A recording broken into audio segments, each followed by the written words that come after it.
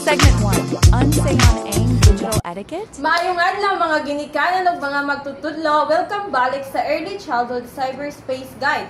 Ako si Teacher Ili ug karon akong mga ipaila-ila ang akong mga kauban sa education. So una is si Teacher Donna. Hi, I'm Teacher Donna.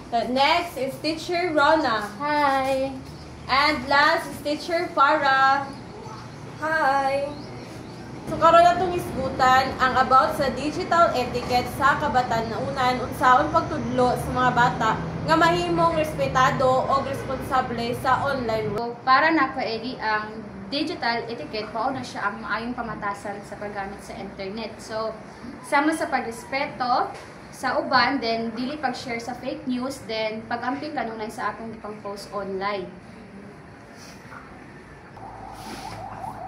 Sakto jud doon, dapat jud tudloan na to ang mga bata nga bisan online kinahanglan mag-una ang respeto pareho ra jud sa tinuod nga kinabuhi.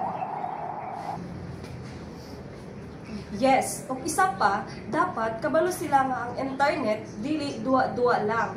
Kung mag-message, mag-comment man sila, dapat maghunahuna sila kung makapasakit bala sila sa laing tao. Unsa may mga paagi na mahimo nato aron matudluan ang mga bata o online good manners.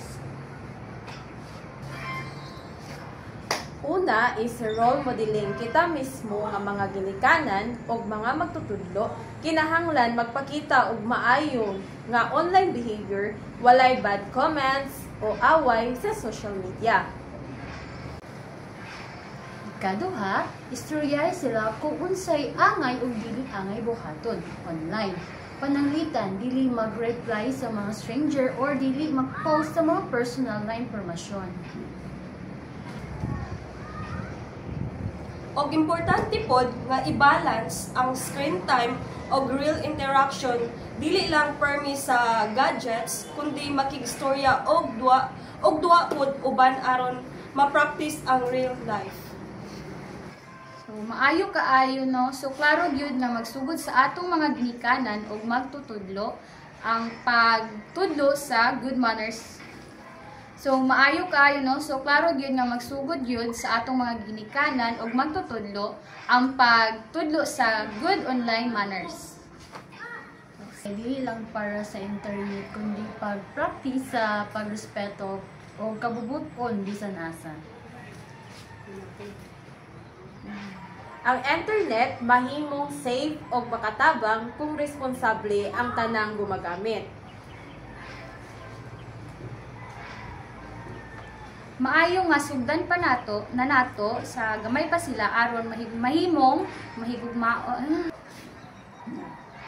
Maayo nga sugdan nato sa gamay pa sila aron mahimong digital citizen nga mahigugmaon o matinud-anon.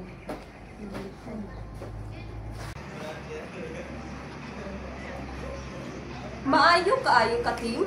Daghang salamat sa inyong mga advice ug para sa atong mga listener, hinumdumi ang respeto ug kabuutan dapat online. Always remember, think before you click.